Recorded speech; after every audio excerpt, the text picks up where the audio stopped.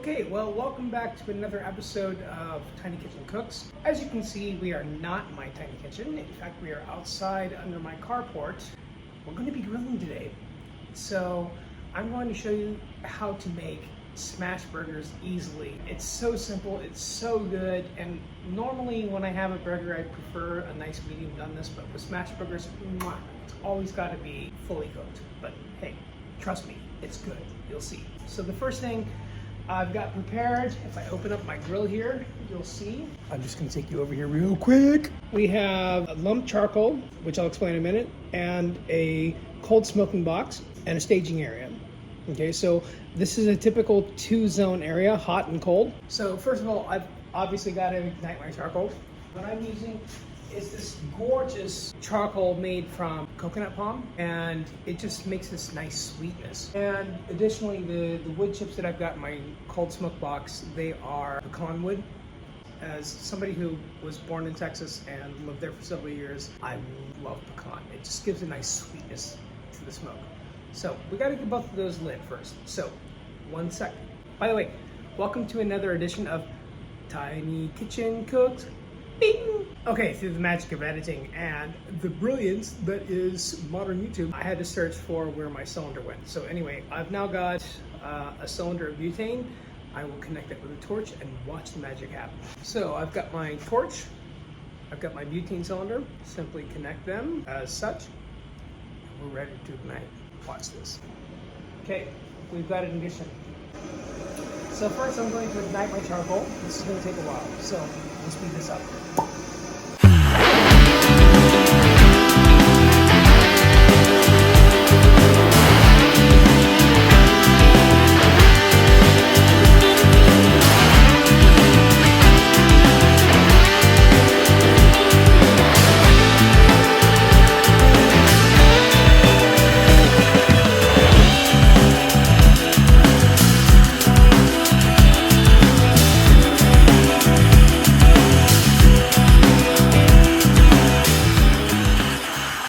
So now the coal's been ignited.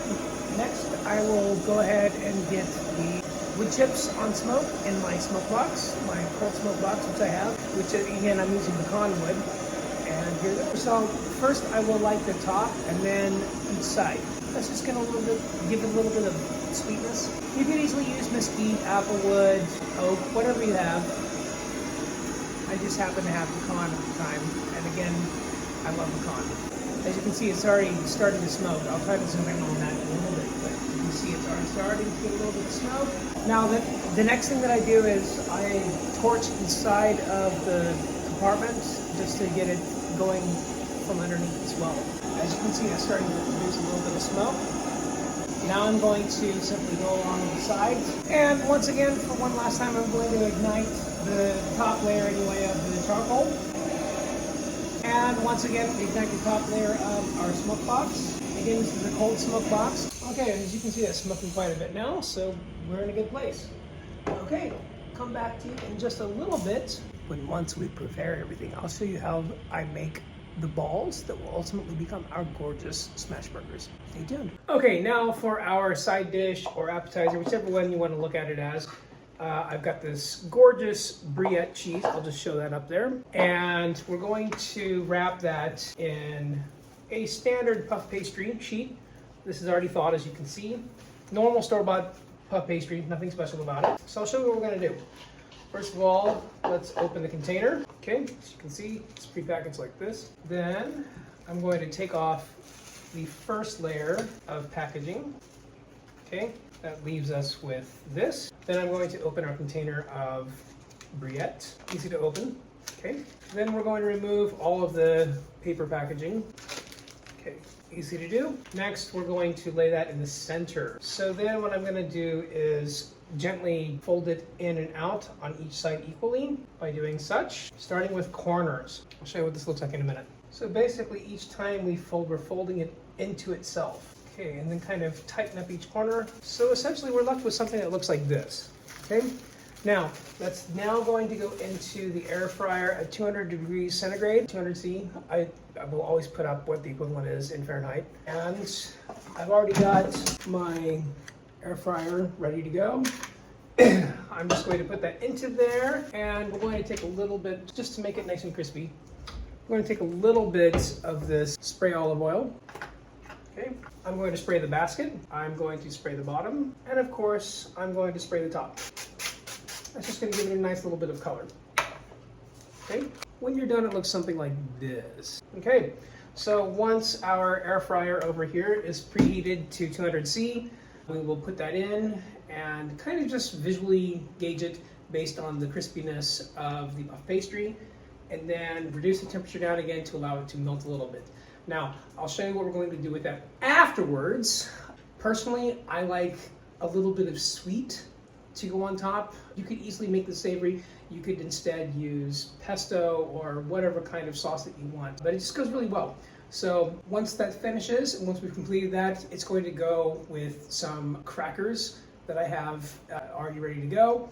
And you could easily turn this into a charcuterie thing where you've got slices of deli meats, various other things, etc. You can make it anything that you want, but I find that this just goes really well.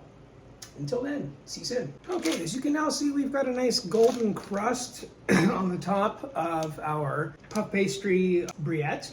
So we're going to let that now go on low just to melt. It's looking good. I might flip it over just to give it a crust for another 2 minutes, because as you can see, the bottom side, it still needs a crust. So first of all, I'll keep that on high for 2 minutes, and then I will go ahead and let it melt at a lower temperature. Okay, so now this is browned on both sides, both top and bottom. I'm just simply going to lower the temperature down to about 80 degrees just to let that kind of nice and melt. Check in soon.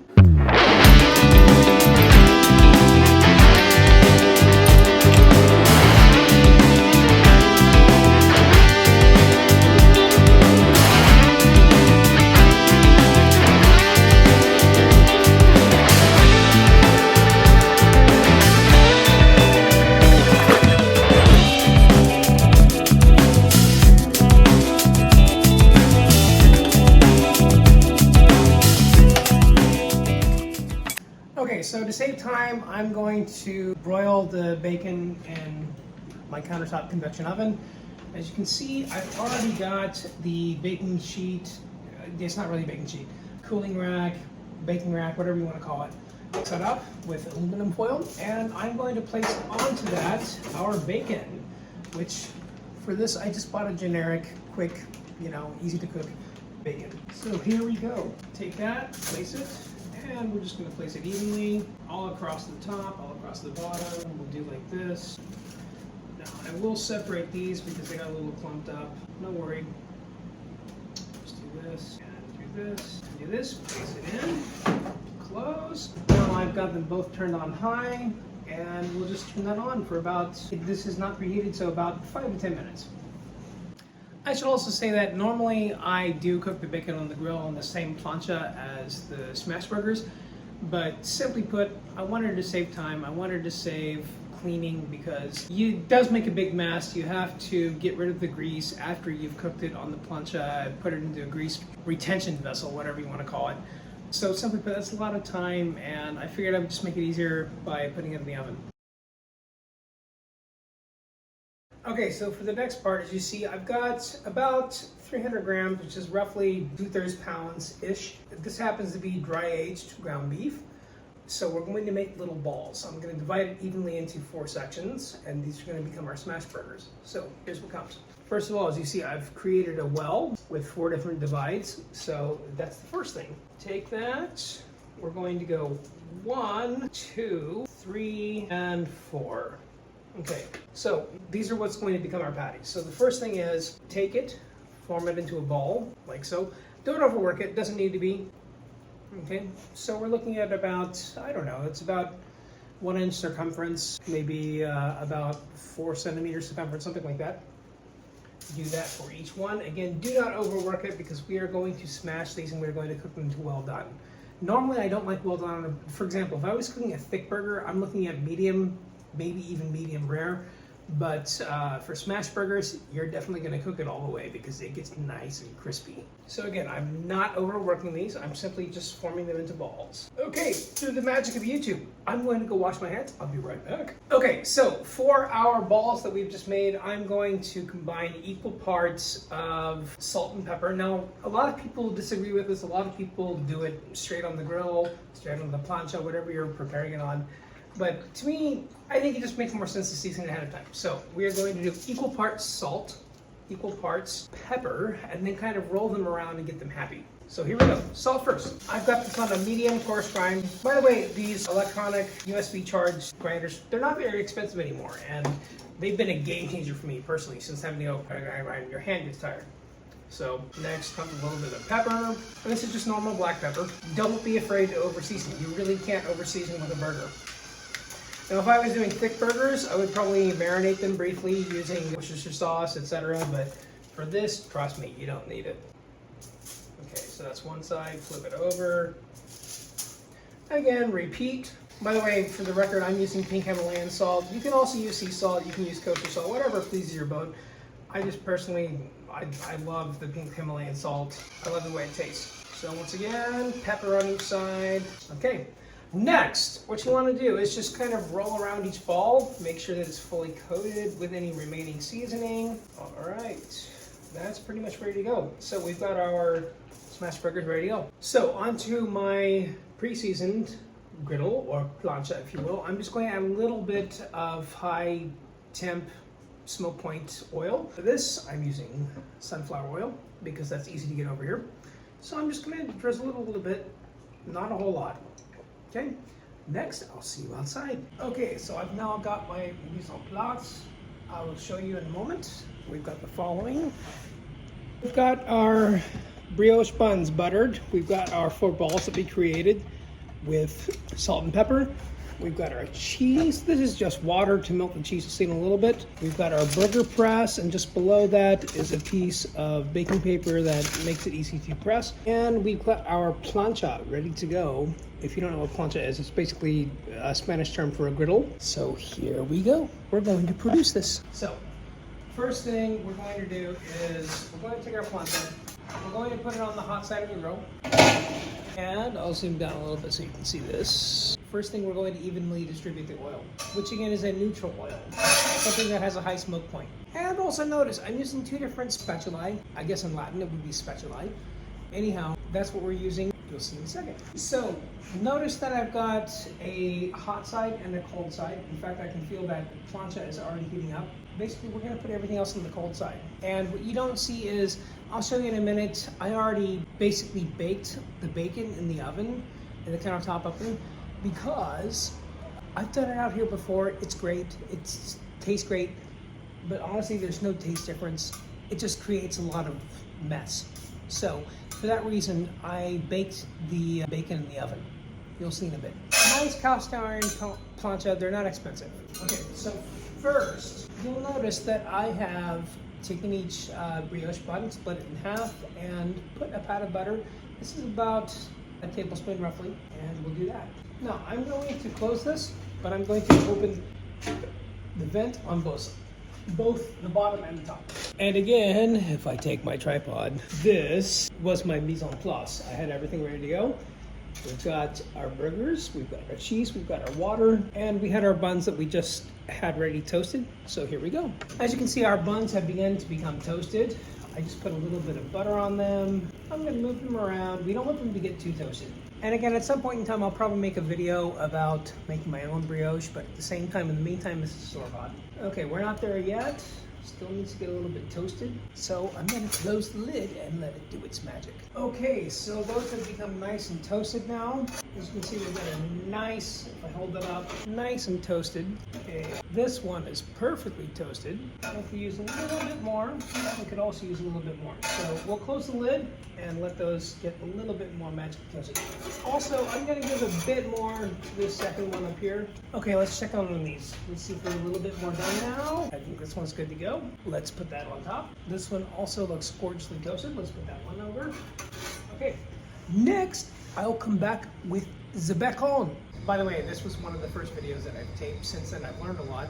So anyhow, I want to show you what I do now in terms of smash burgers. It's different than I used to do. Also, I've learned from a lot of other YouTubers. Thank you very much. And so here we go. First of all, I've got my grill hot and ready. I've got my smoke box ready. You'll see in a little bit in the edited footage that the burger nearly falls off the edge. Anyhow, I've since figured out that just using a little bit of parchment paper, that makes it so much easier. So here we go. We're gonna cook some smash burgers. Simply put, I've got the parchment paper on there. Now I'm going to use my burger press and just smash it down. Nothing sticks. Previously, you'll see in a little bit in the old footage, it sticks. Okay, I'm gonna move that aside. Do the same thing for the second one. Put on the parchment paper, okay, put that aside. Let each side to get nice and crispy, and then we'll flip it in a little bit. All right, now we're going to flip these. Give them the other side, give them just as nice and crispy. And I'm gonna use parchment paper in the press once again. Just get it nice and crispy. Put some cheese on it. In the meantime, our second one ready to go. Move back in a little bit, then we'll flip them over, and we're ready to go. Everything's ready to prepare. All right, give these a quick flip. Press them down again with parchment paper.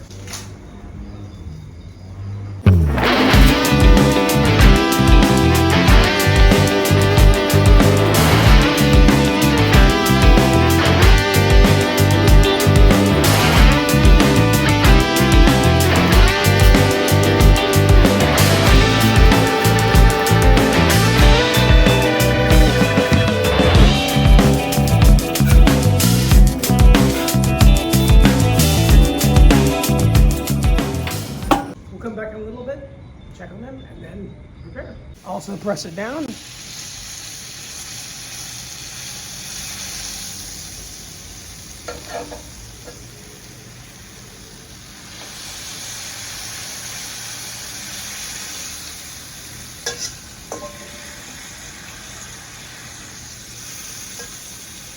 Slide these over a little bit. Okay, and let's get our bowl out of the way. Smoke control completely open. Okay, those look like they're about ready to flip. Let's go ahead and flip these. Let's put on that cheese. Put some up here as well. This is nice sharp cheddar. Okay, allow those to sear on the other side. Okay, I will now go get the bacon and things are ready to go. Okay, so let's take a look at the final product. We've got our delicious smash burgers that we just made. I'll open that up in a second. I made a simple side dish of edamame, just thawed and lightly seasoned with our pink salt. So let's dive into this. Here we now have our plated dish. We've got our amazing smash burgers, easy to make. We've got our Briette that has been wrapped in puff pastry, baked and warmed, and just some saltines. So with that, this is Tiny Kitchen Cooks. Enjoy. Tiny Kitchen Cooks.